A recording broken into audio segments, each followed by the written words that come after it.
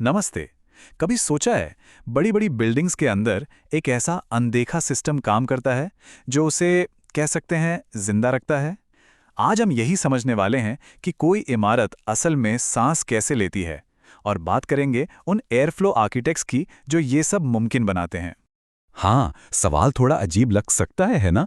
पर आज हम इसी के बारे में बात करने वाले हैं।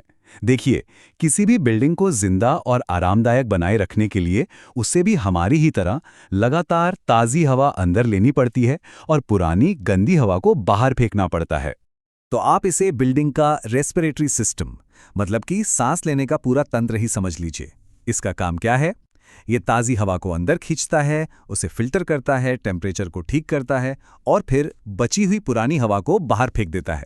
और हाँ, इस सिस्टम का हर एक हिस्सा बहुत ज़रूरी होता है। अच्छा, तो अब जरा इसे और गहराई से समझते हैं। इस पूरे सांस लेने वाले सिस्टम के जो फेफड़े हैं ना, वो है एयर हैंडलिंग यूनिट या जिसे हम AHU भी कहते हैं। ये एक बहुत ही पावरफुल मशीन है जो हवा को अंदर खींचने और बाहर धकेलने का सारा भारी काम यही करती है। और देखिए, इस यूनिट को लगाना कोई बच्चों का खेल नहीं होता। सबसे पहली और सबसे ज़रूरी चीज़ इसकी नींव, इसका बेस एकदम लेवल पर होना चाहिए। अगर AHU ज़रा सा भी झुका हुआ हो ना, तो पानी के ड्रेनेज से लेकर वाइब्रेशन तक कई तरह की दिक्कतें शुरू हो जाती हैं। इसके बाद इसके अलग अलग सेक्शंस को बिल्कुल एयर टाइट तरीके से जोड़ा जाता है ताकि हवा कहीं से भी लीक ना हो। और सबसे जरूरी, वाइब्रेशन। इस कंपन को पूरी बिल्डिंग में फैलने से रोकना होता है। इसके लिए क्या करते हैं? स्प्रिंग आइसोलेटर्स या फिर रबर पैड्स का इस्तेमाल होता है। इसका फायदा ये है कि पूरा सिस्टम एकदम चुपचाप, बिना कोई शोर किए अपना काम करता रहता है। तो चलिए, फेफड़े तो अपनी जगह पर लग गए। अब बारी आती है सांस की नलियों की, यानी कि डक्टवर्क की। ये वही रास्ते हैं जिनसे हवा बिल्डिंग के कोने कोने तक पहुंचती है।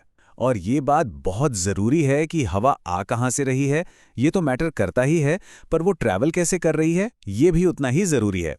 पता है, हवा की नलियों का साइज ऐसे ही अंदाजे से तय नहीं हो जाता। इसके पीछे पूरी की पूरी फिजिक्स काम करती है।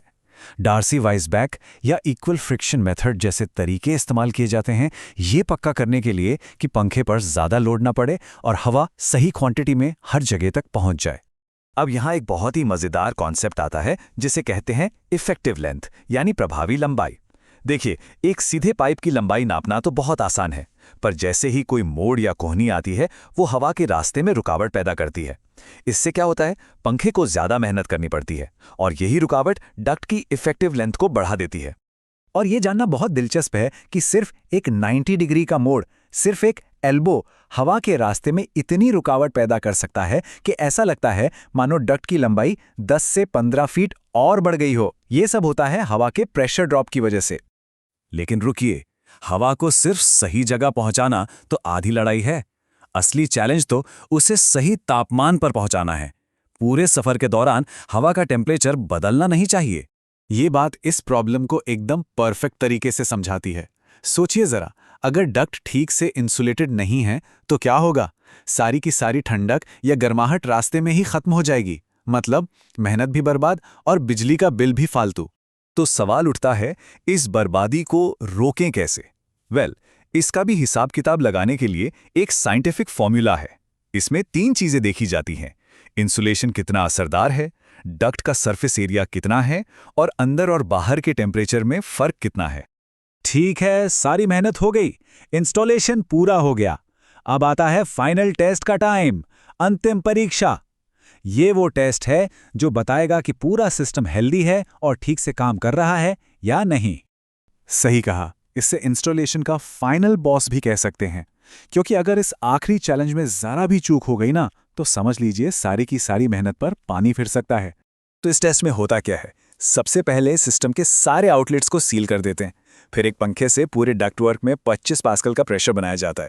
ये एक स्टैंडर्ड प्रेशर है जिस पर लीकेज को चेक किया जाता है। फिर एक डिवाइस जिसे मैनोमीटर कहते हैं, वो ये नापता है कि इस प्रेशर पर कितनी हवा लीक हो रही है। और इस लीकेज को नापा जाता है CFM, यानी क्यूबिक फीट पर मिनट में। और सीधी सी बात है, अगर डक्ट में लीकेज है तो इसका सीधा असर जेब पर पड़ता है, क्योंकि लीक होती हवा का मतलब है बर्बाद होती एनर्जी और बढ़ता हुआ बिजली का बिल। तो इन सब तकनीकी डिटेल्स का, इन सब बातों का आखिर मतलब क्या है? देखिए, इन सब का सिर्फ एक ही मकसद है, एक आरामदायक, शांत और एफिशिएंट माहौल तैयार करना। तो इस पूरी बातचीत से जो 4 सबसे जरूरी बातें निकल कर आती हैं वो ये हैं। पहली, AHU का लेवल में होना बहुत जरूरी है। दूसरी, डक्ट के काम का सही नाप उसकी इफेक्टिव लेंथ से होता है।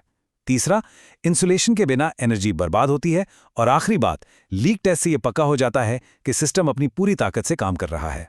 तो आखिर में ये सवाल सोचना तो बनता है, क्या हमारी इमारतें आसानी से सांस ले पा रही हैं? क्योंकि ये बात तो तय है कि किसी बिल्डिंग का सांस लेने का सिस्टम जितना हेल्दी होगा, उसके अंदर का माहौल उतना ही अच्छा होगा। अगली बार जब भी किसी आरामदायक कमरे में बैठें, तो एक पल के लिए उस अनदेखी मेहनत के बारे में जरूर सोचिएगा, जो ये सब मुमकिन बनाती है।